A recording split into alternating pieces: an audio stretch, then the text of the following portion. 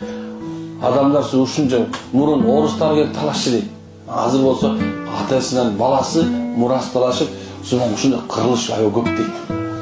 Мына ушундук бири-бирине бир туугандар үзүп кеткендер бар экен. Талашып үйүн алып алгандар бар экен. Нахак деп коюп, акысы жок бирөөнүн мурасын талашып алуу шариатта чоң күнөөнү билесиңер. Нахак субханалла акысы жок деп айтылат да.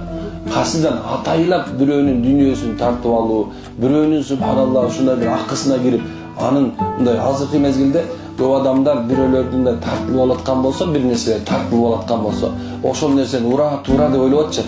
Бирок мунун тууралыгын Алла билет. Анткени мусулмандын каны дагы, жаны дагы, малы дагы Алла тарабынан корголгон.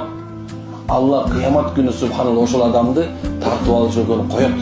Койбой. Сөзсүз коюлат. Бир дагы адам жооп бербей калган деп ойлобош керек. Баардыгы тең жооп берет ошол күнү. Бир дагы адам жооп бербей калбайт.